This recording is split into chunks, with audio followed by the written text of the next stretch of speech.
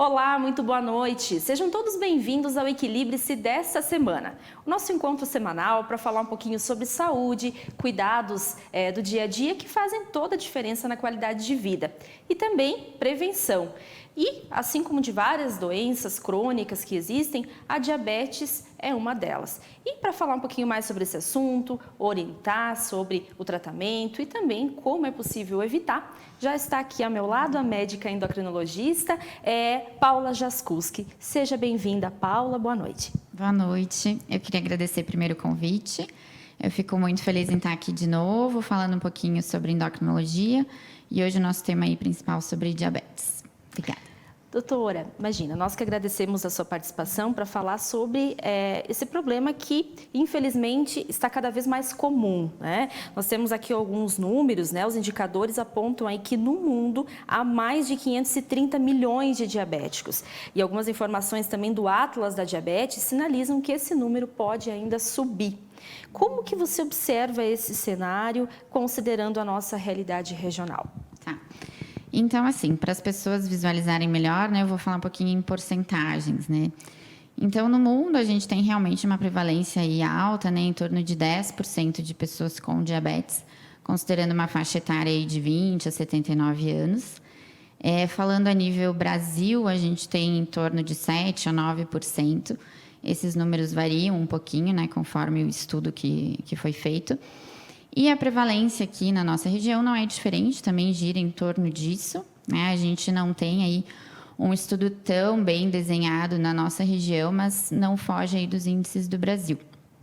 E um dado que eu acho bem interessante também é que a cada 2 pessoas com diabetes, uma não sabe que tem. Então, ainda realmente é uma doença subdiagnosticada, que a gente tem que aí bater o martelo para as pessoas rastrearem, né, e procurarem saber se elas têm ou não.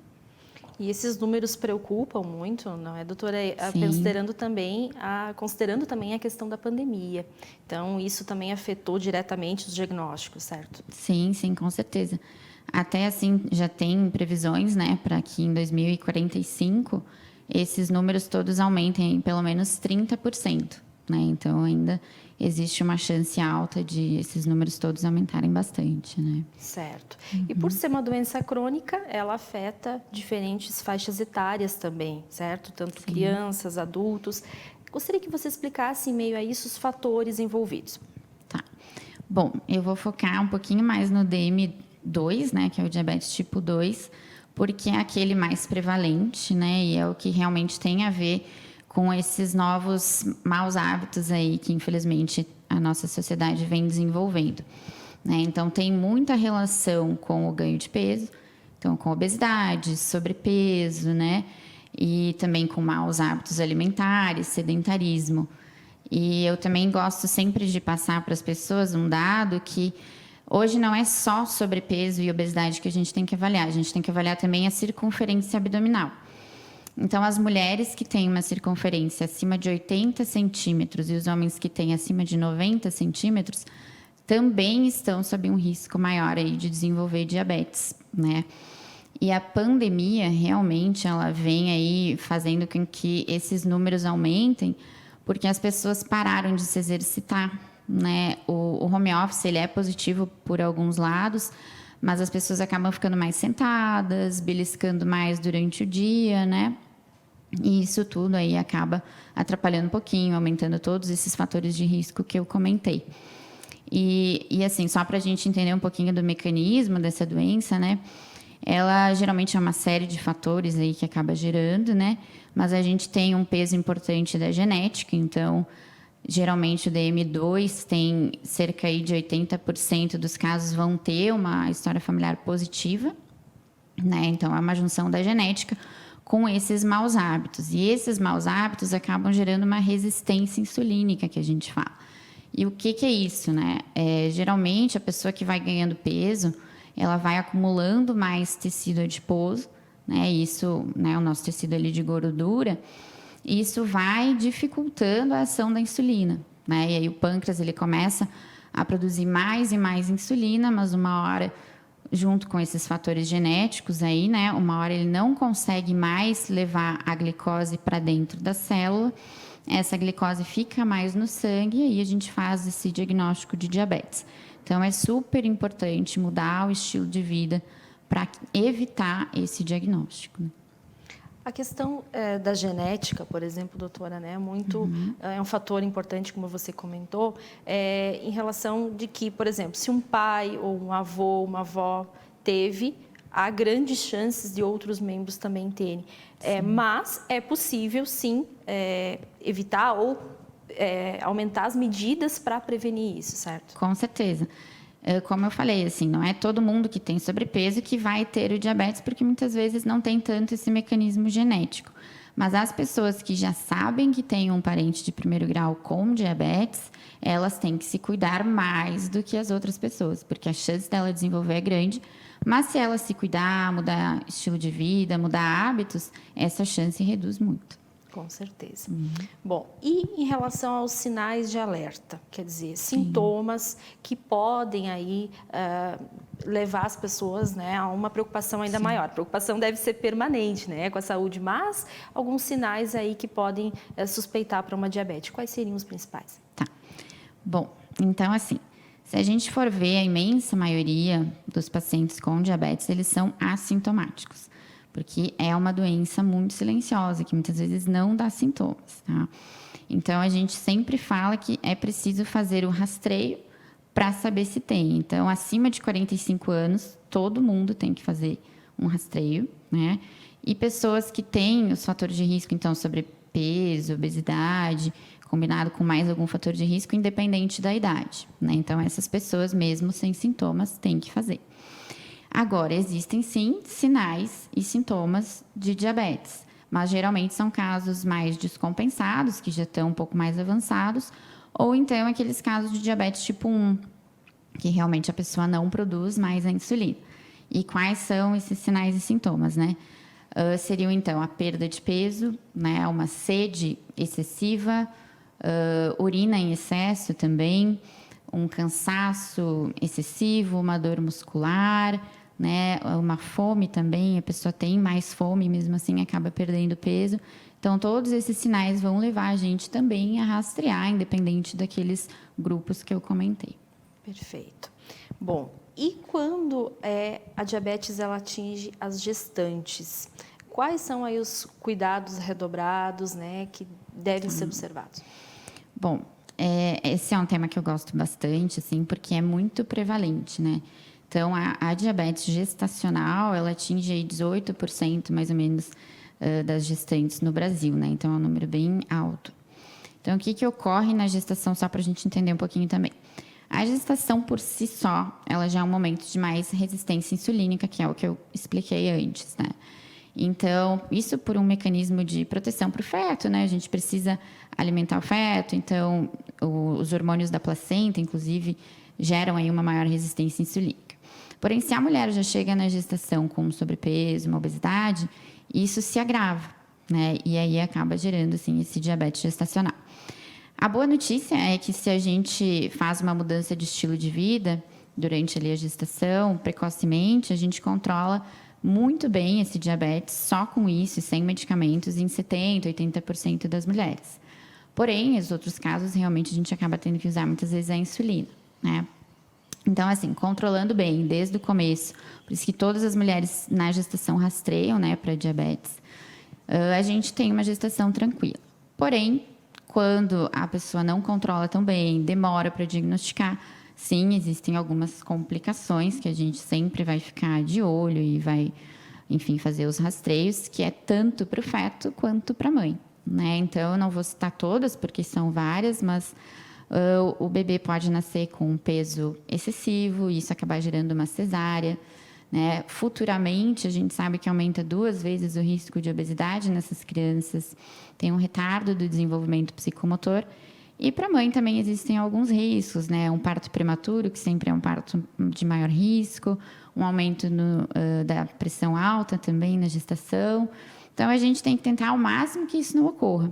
E se ocorrer, tratar desde o começo, né? Acompanhar aí com bons profissionais para evitar todas essas complicações que são preveníveis, né? Com certeza. E sobre os tratamentos, ocorreram evoluções, né? Assim como em outras áreas da medicina também, e na endocrinologia não foi diferente. Como que você observa aí essas mudanças? Realmente, sim, o tratamento vem evoluindo bastante, né? Principalmente, se a gente for comparar aí nos últimos 15, 10 anos, evoluiu muito. Esse ano, inclusive, foi o ano que a gente comemorou 100 anos da insulina, né? E é impressionante o quanto, né, isso avançou nos últimos anos. A gente tem, por exemplo, os pacientes com DM1, né, que é aquele que não produz mais insulina. Hoje eles têm acesso a bombas de insulina que estão cada vez mais inteligentes, mais modernas, a insulinas muito boas que evitam o risco de hipoglicemia, enfim. Então, realmente é uma área que avançou muito. Olhando para o DM2, a gente vê o quanto os medicamentos orais também avançaram.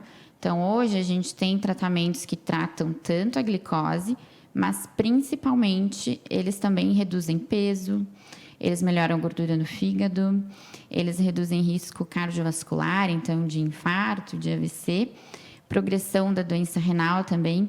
Então, a gente tem aí uma série de benefícios que antigamente a gente não tinha.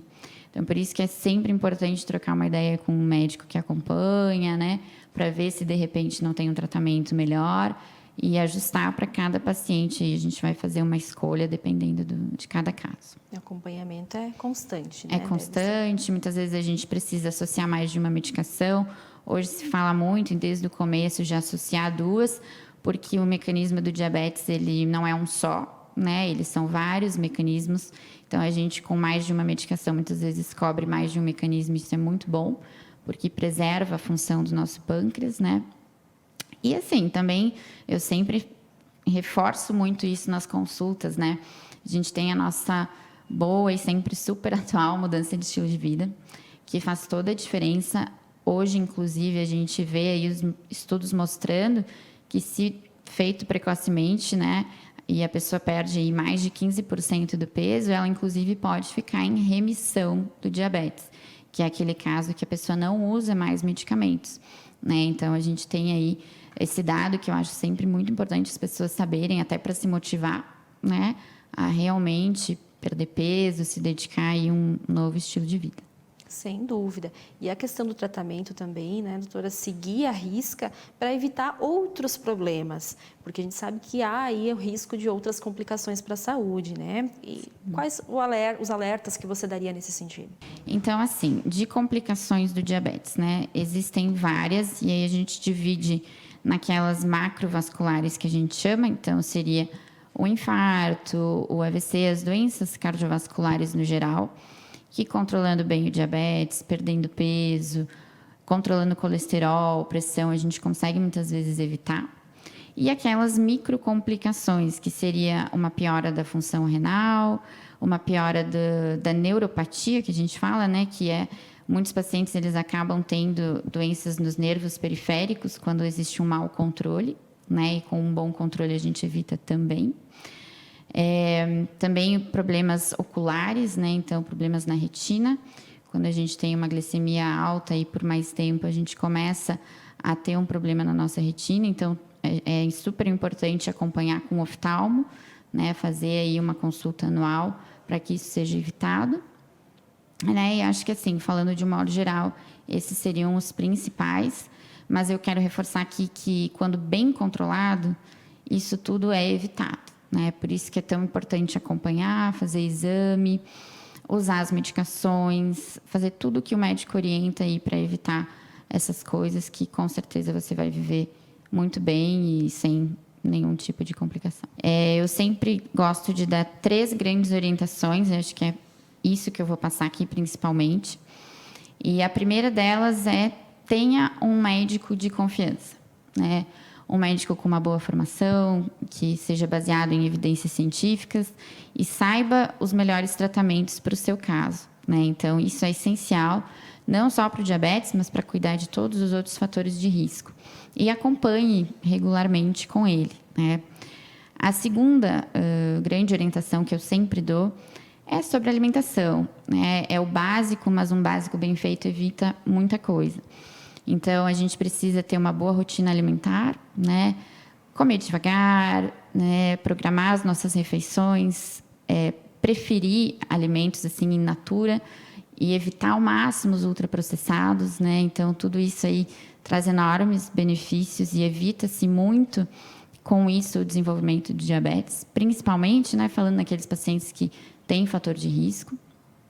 E terceiro, e não menos importante, a gente precisa se manter ativo, né? A pandemia acabou realmente fazendo com que muitas pessoas abandonassem o exercício físico, mas é hora de retomar, né? Para quem está sedentário, eu acho que é um aviso importante. A gente precisa, né, fazer atividade física.